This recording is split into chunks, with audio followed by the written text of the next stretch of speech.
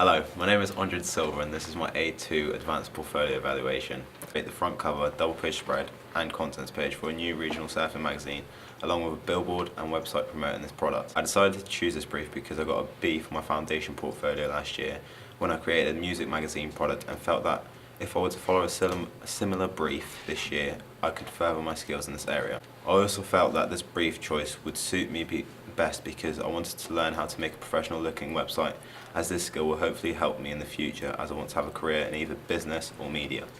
In what ways does your media product use, develop or challenge forms and conventions of real media products? As Bentley clearly stated in 1997, the creative process is the rearranging of the old to create the new. This means that to create a new product that will appeal to a specific target audience, there are specific media language, genre conventions that I had to follow. During the initial planning stage of my production, to find out what images, locations, color palette, typography and lexis would most appeal to my target audience, I researched and analyzed front covers, double page spreads, contents pages, billboards and websites from the existing Cornish regional magazines such as Cornwall Today, Wavelength and Carve. Doing this research, it allowed me to gain an understanding of the common conventions that I would have to follow in order for my product to attract the correct target audience and appeal to as many people as possible. I also needed to ensure that these common conventions were followed so that when creating my products they would look as professional as possible and appeal to the correct target audience.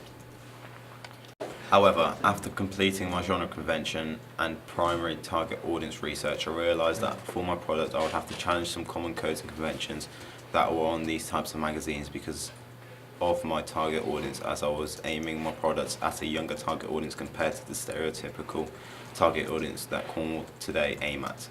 To better understand what would appeal to a younger target audience, I expanded my research to include regional surf magazines like Wavelength and Surf Girl, as these magazines are aimed at a younger audience but linked to the Duchy as the county has strong ties to the surf industry and surf culture.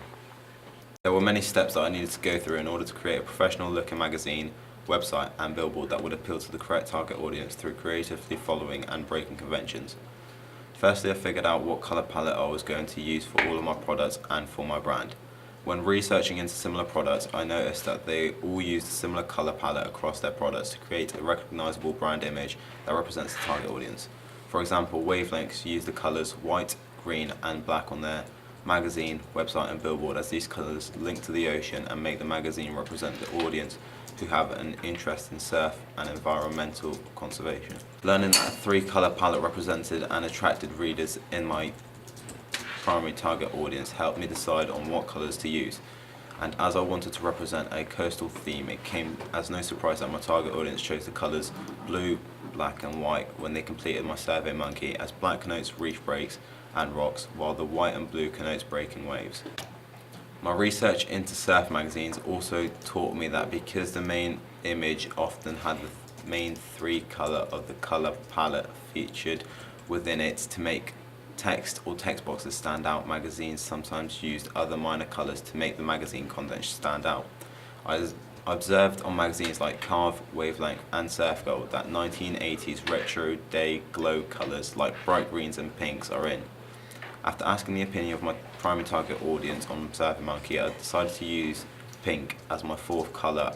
and this became a pivotal part of the colour scheme across my products. I followed conventions by keeping my colour palette the same across my products to create continuity, as my research had taught me that this helped to create a recognisable brand image and made it easy for my target audience to see the products linked together as a brand that represented their needs. Overall, I think that the colours that I have chose were also the right for the brand and the target audience because of the fact that not only coastal colours connoting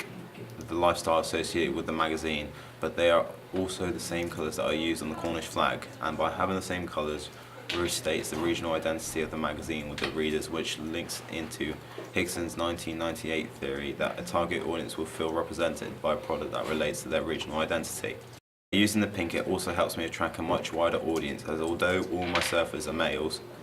and if a female reader was to see that this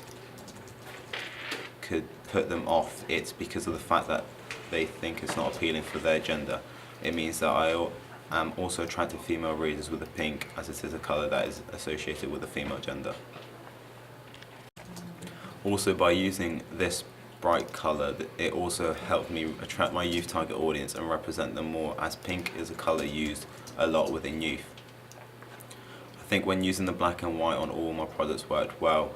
and these colours connote a range of serious and light-hearted stories and represent youth as trouble and fun, which links with Oscar B's theory, as these colours are considered binary opposition, which links with Barth's theory.